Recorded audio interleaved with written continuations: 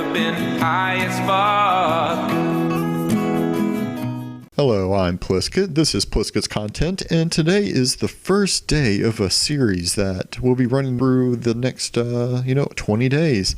I'm calling it 20 Movies for 420. And today I decided to start with my favorite 420 movie, and that is Half Baked. Now, this was Dave Chappelle before he had his own show, and this movie he actually helped write, and along with his writing partner Neil Supton, the guy who also worked on the Chappelle Show with him. Plot. Half Baked is about three potheads that have to sell pot to get their pothead friend out of jail for a crime he committed while under the influence of pot. Their fundraising, however, leads them into conflict with big-time drug dealer Samson. Why you should like it. And this is classic stoner movie. I don't know, when it comes to stoner movies for me, it always kind of like comes down to what I can quote the most. In this movie, there's so many things to quote.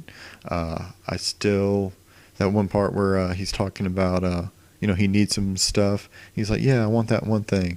All the time. He used to get all the time back in the day. Oh yeah, pussy or whatever. I kind of butchered it right there. I love that line, and I've been using it on my wife for the past 10 years, and she absolutely hates it. And there's tons of other stuff. You got, of course, the Wrap It Up guy from Chappelle Show. Yo, the sign is real simple, B. It says wrap it up. Wrap that shit up, B. Play Scarface, and he has the fuck you, you're cool. There's just so many instantly memorable, quotable lines throughout this entire thing. So many that I can't even cover them all. In a few I can't say. Hey girl, you hungry? Fuck you, nigga. Oh! I'm sorry, y'all. I don't want to be the first nigga to die from a crossbow. Yeah, so seriously, if you're getting ready for 420 or whatever, this is just a great fucking movie to watch. So much classic comedy. Dave Chappelle, this is where you get to really see for the first time what kind of a star he was going to end up being. And Half Baked is, where it all started. Have you ever been high as fuck? Forgetting Sarah Marshall is my favorite 420 movie. Jason Segel wrote and stars in this comedy about a childish slacker that is cheated on by his longtime girlfriend, Sarah Marshall. This betrayal leads him into a depression, leading towards him taking a vacation in Hawaii, where his ex just happens to be along with her new rock star boyfriend, played by the insufferable Russell Brand. But he ends up meeting and falling in love with the hottie from that 70s show. And I know you're probably thinking that, this isn't really a stoner movie, but you're wrong, fool. Chippy, looks like you got a little pain behind those eyes. Yeah, maybe a little. There's really only one cure for that. What's that? Weed. You got any? Any movie can be a stoner movie as long as you enjoy getting stoned while watching it. Anyway, you got a lot of funny ass people in this one, from Paul Rudd to Jonah Hill. Bill Hader is great, but needed a lot more screen time. There's some great lines here, like Russell Brand's "I've lost my shoe" scene. I've lost a shoe. You've seen it anywhere? It's like this one, but obviously it's the opposite one. Excuse me, missus. I've lost a shoe, like this one. It's like this one's fellow, the exact opposite, in fact, of that. And you know what? Fuck it. Paul Rudd needed more screen time too. And the Christian Newlyweds were great. Fuck man, they should make a sequel. Leave a comment with #forget Sarah Marshall again. And yeah, the Dracula puppet show, that should be its own movie. But at the end of the day, this movie is just about dealing with the shit life throws at you and moving on. And it's a personal favorite of both me and my wife. We quote shit from it all the time, and I'm always pulling dishes away from her before she's done, if you remember that from the movie. And that's all I got to say about that. So, and the fucking songs. That was another thing I forgot about. Inside of you, deep inside of you, Inside of you. This went from 6 to midnight. Teach me how to grow while I'm moving inside of you. Have you ever been high as fuck? I'm Pliskett. This is Pliskett's Content. And this is day 3 of my countdown of 20 movies for 420. Today I'm talking about my favorite 420 movie, Preface. The truth is, Kevin Smith flicks tend to be stoner movies, but I don't really see it. He tends to write either quick, witty dialogue or long-winded monologues. Quick and witty can easily go over a stoner's head, while the monologues can just bore the hell out of him. But if I were to roll one, spark a bong, and or pack a bowl, Jay and Silent Bob Strike Back would be the one from the View Askew-universe I'd pop in. I think I'm saying that right. This is because it's the most juvenile and cartoonish film from that whole series. Plus, our two main characters are pothead drug dealers, so basically we got the ingredients for a 420 classic. And a classic it is. Kevin called in tons of favors to fill Jay and Silent Bob with tons of his famous friends, from Ben Affleck to George Carlin, most of which give great comedic performances. Plot. Jay and his hetero life mate Bob head out to Hollywood to stop a movie from being made that's based on a comic book starring characters created from their likenesses. So they go on a road trip where they get caught up with sexy lady criminals, a monkey, and Norris Day and the Time. One of my favorite parts is Jay's song at the beginning. So yeah, check out this one on 420 and maybe the sequel. I don't know, I've never seen it, but I heard it sucked. And that's all the time I care to spend today. So see you tomorrow when I talk about my favorite 420 movie on day 4 of 20 movies for 420. Have you ever been high as fuck? Hello, my name is Pliskett. This is my content, and this video is day 4 of my 420 countdown. And as much as I would hate to be that guy, I have to say Tropic Thunder just isn't a movie that could be made today. It's a hard R comedy that achieves that rating through more than just F-bombs and sex jokes. Okay, Flaming Dragon, fuckface. First, take a big step back and literally fuck your own face! I mean, there's plenty of that too. Tropic Thunder crosses lines that simply wouldn't be accepted by a 2020 audience, or well, to be more specific, Twitter. Plus, it's a movie that satirizes Hollywood and the people in it. Much of the humor comes from the dysfunction of the characters, most of which are caricatures of real Hollywood elites, and that takes some balls. But even without that, this flick is fucking hilarious, especially if you're hanging out with Mary Jane. Plot. A group of actors are lost in a jungle during filming of a war epic and end up encountering heroin-growing militia something. I don't know. Bunch of Asian people. Honest, the plot isn't too important. What is important is the characters and the reactions to the plot. I love how the opening uses trailers to introduce the main cast, and they use entertainment news clips to kind of help fill in the backstories of each one. And so, I might as well stop, the dancing around and address the big black elephant in the room. Fuck you, nigga! No, Robert Downey Jr.'s character. He has the most instantly classic lines in the whole movie. You never go full retard. I'm a dude playing a dude disguised as another dude. What? But his character's also handled really well because of Downey's acting and Ben Stiller's writing and directing. And it's so damn funny, not because it's trying to be offensive, but the fact that the people in that movie world would think it'd be a good idea to cast a white dude as a black guy in a big budget, serious war movie. And the same goes for Simple Jack, which, ironically, Hollywood really has done. There's nothing you need to do, okay? You didn't do anything wrong. Okay? Okay, yeah. Yes, you don't know, right? I mean, you don't know what it takes to raise your daughter, do you? Objection. These are not questions. This is an attack. Overruled. I'm Lucy's father. But are you? See ya. Mama! Mama! Mama! Wake up!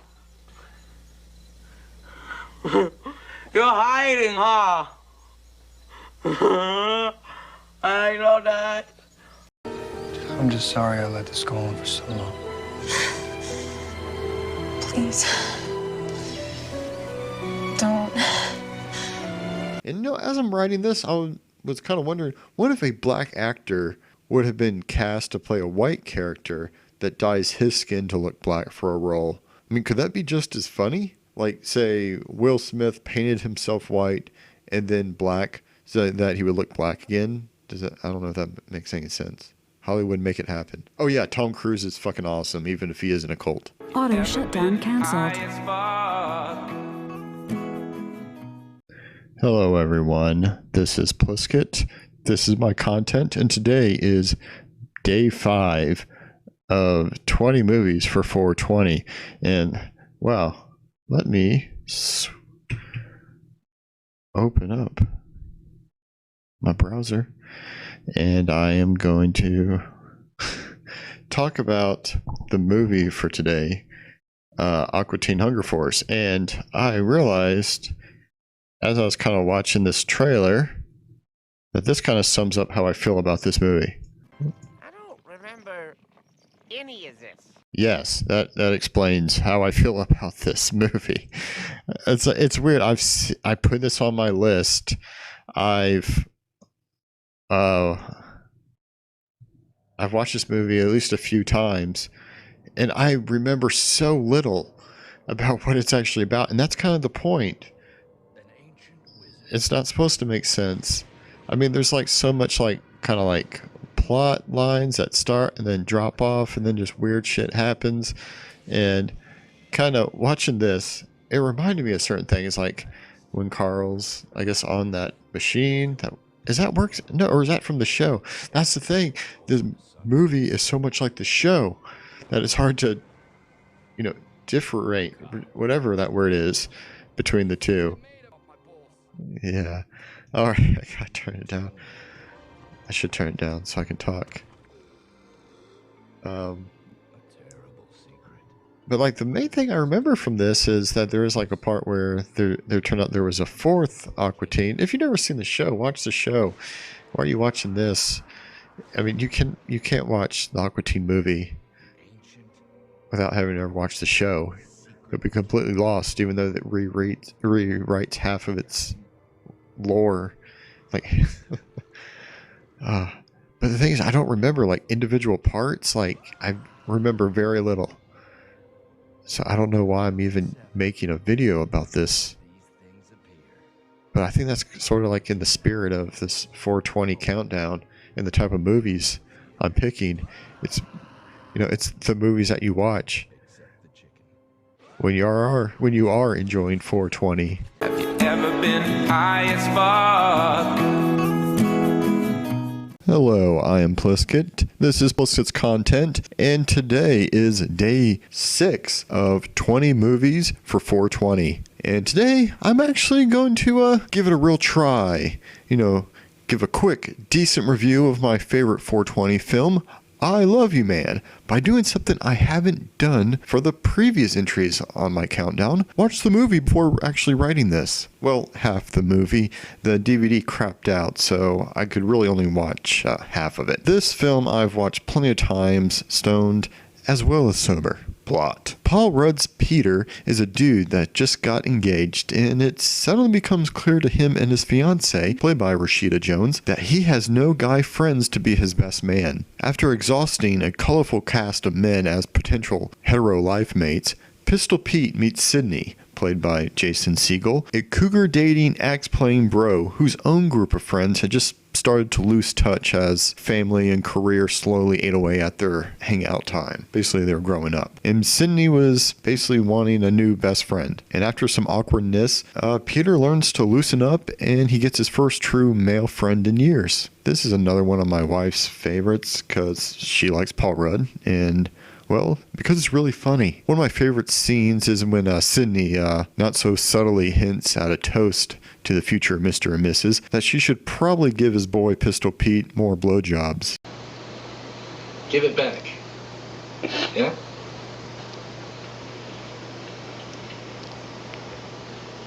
Return the favor. Oh, and the couple played by John Favreau?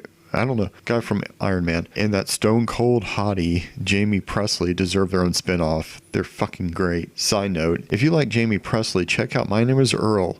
Great show. And Not Another Teen Movie. Let's get one thing straight. This is not a cheerocracy. I am the cheer-tater. I make the cheer decisions around here, and I will deal with the cheer consequences. I remember finding it interesting after watching this for the first time that this wasn't a Judd Apatow produced flick. I Love You Man has a lot of the feel of those movies, you know, with the fuck bombs and the casting was 2 stars that are in quite a few of those movies. I have a hard time not kind of comparing it to those. And while I do find it better than Knocked Up, but it's not quite as good as Forgetting Sarah Marshall or Superbad. But I like it mostly because I kind of know how it feels to be like Peter. And that's about all I have to say about that. I Love You Man, funny while blazed or not, and Jamie Presley is hot. Have you ever been high as fuck? My name is Plisket, this is my content, and today is day 7 of this countdown that I call 20 movies for 420. South Park in itself is a classic. The late night comedy series on Comedy Central was the go-to television destination for stoners back in the late 90s before the creation of Adult Swim, and with its movie, subtitled as Bigger, Longer, and Uncut, brought together what potheads enjoy most, laughing like a fucking idiot and music. Yep. Believe it or not, that crudely animated show with foul-mouthed little kids transitioned to the big screen as a musical, and a damn fine one at that. The song Blame Canada was nominated for a fucking Oscar, and was even performed live by Robin Williams.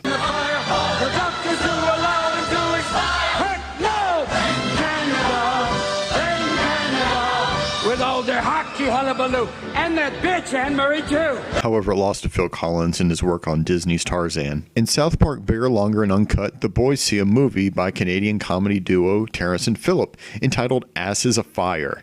It's got some naughty words in it. Oh, you shit-faced cockmaster! Wow, shit-faced cockmaster. Kenny ends up dying, shocker, trying to replicate a stunt he saw in the movie. The parents of South Park and eventually the whole United States decide Terrence and Phillip should die for their dirty movie, prompting a war between the US and Canada, which just so happens to coincide with a prophecy that will unleash Satan, Saddam Hussein, and hell on the earth. Oh, and Satan and Saddam are in a gay relationship, where Satan is the bottom. The film is a masterpiece of lampooning parents and their unwillingness to take the blame for their stupid, terrible kids. The story is just as crazy as you would expect from Trey Parker and Matt Stone, along with its social commentary, but you wouldn't expect the aforementioned music to be so damn good. There is hardly a song that isn't instantly memorable. I love the opening song, Mountain Town, also Kyle's Mom's a Bitch, Uncle Fucka, and probably the best song and my personal favorite, Up There, sung by Satan. Hell, after the movie, roll up a raw and enjoy the soundtrack too. The South Park movie rocks and can be enjoyed high or not, but since 420 is creeping closer, you might as well watch it stoned. Have you ever been high as fuck? Hello, I'm Plisket. This is my content, and today is day 8 of this countdown of 20 movies for 420.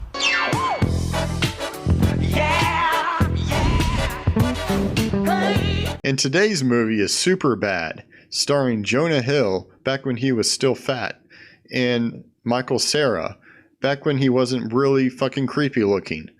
I love this fucking movie. It's my favorite 420 movie, and I remember seeing it in theaters back in the day. Obviously, since I saw it in theaters, I could not enjoy a bong or a pipe or a joint, but once I got it on DVD, I definitely did. And that's why this is one of my top picks for 420 movies. So, plot. Basically, Seth and Evan, played by, the 2 guys I just mentioned before, are a couple losers in high school. They're really each other's only friends, other than McLovin, which I'll get to in a second. And they decide to get alcohol for a party so they can hopefully get laid or possibly girlfriends. And while in 2020 that sounds pretty fucking scandalous and hashtag worthy, it's almost it's not that bad, really. It's I mean, they actually had particular girls that they wanted to date. I don't want to spoil too much, but girls they're going after is Emma Stone and some other chick who I've never seen anything else after this movie. But Emma Stone, she was a good looking chick back then, and she kind of had that Lindsay Lohan thing where you know, she's really good looking back then, and then over the years she just got skinnier. I guess I like, you know, a little bit of meat on the bones. So basically they go on an adventure to get alcohol. They send their buddy McLovin to get the alcohol, and they get separated, blah blah blah. They learn valuable lessons, and they end up getting the girls anyway. And oh yeah, and their friendship becomes stronger. So yeah, I love this movie. I mean, there's I don't know. Usually I try to like talk about quotes, and because that's what I love. I love movies that are just instantly quotable, and there are a lot. But like it's fucking period blood. But I don't know. I kind of get these characters that kind of, you know, wanting to get laid back in high school and failing. And so yeah, I kind of get that. This movie was written by Seth Rogen, and his writing partner, what's his name, Eric Goldberg. And that's where the names for the two characters come from, because this movie apparently was actually written by Seth and Evan when they were like 13. So I'm guessing that the idea for the movie they came up with then. I doubt they actually wrote this script, or at least this version of the script. Sorry, I got messed up. What I meant to say was I doubt they wrote this version of the script when they were 13. But I'm just going to wrap this up. I mean, basically the movie's about basically growing up. Basically, I mean, you got these two friends that are basically codependent on each other, and while they have a little bit of butting heads and stuff like that, by the end they kind of separate. They kind of go their own ways. But you can, I like that scene where they're they're splitting up at the mall, and they're, you know, each guy's with their own girl, and I think, who is it? Seth, Jonah Hill is going down the escalator. Maybe it's the other way around. And they're both kind of just like staring at each other longingly, like, all right, buddy, I'll see you later. And it's kind of that weird, you know, you get older and you lose touch with friends. I don't know, there's a whole lot of stuff. Watch this movie, it's awesome. Have you ever been high as fuck? Hello, I am Pliskit. This is my content, and today is day 9 of this thing we like to call 20 movies for 420. And today I'm going to mix it up. Instead of a 420 movie, today I am taking a look at a 420 interview. That's right, Tracy Morgan on the Today Show. Either he got in another car wreck, or him and his wife have been doing more than fucking. I'm talking about smoking pot. Now, you know, I don't say this often, but this is my favorite 420 movie, or, you know, my new one. So let's get started. Tracy starts out by claiming he's gotten his wife pregnant 3 times in 3 weeks while in quarantine, which is weird to talk about. And, you know, either his wife is miscarrying a lot or popping plan B like it's plan A. He also claims they role play, where he pretends to be a doctor that withholds the cure for coronavirus in exchange for sexual favors. That sounds very unethical, and his wife's character could probably sue for sexual misconduct. Tracy then claims that he plans on getting his silverback gorilla and sharks tested for coronavirus, which is very strange because I haven't heard of the virus, you know, spreading to fish or spreading from fish. So I'm not entirely sure where he's getting his information, but, you know, either way, I think we should be saving those tests for people that need it instead of celebrity pets. But, you know, there's some good parts, like he had a pretty good joke about, you know, a doctor and his mom's vagina. Nurses and doctors who saved your life. Firsthand. Yeah. But it goes beyond that. My dad told me when you was born, when the doctors pulled you out of your mom, they could have dropped you on your head. So that was pretty funny. He then plugs his show and then goes back to smoking weed. Have you ever been high as fuck? I am Pliskit. This is my content, and today is day 10 of 20 movies for 420 Countdown. And today, I got a movie for you. And, for the most part, these movies, I'm drawn to certain movies for their humor. And, of course, watching people get stoned. But in movies, actors are typically pretending to be high. But in a documentary, it's real. And it's fun to watch real people do real drugs and get really fucked up.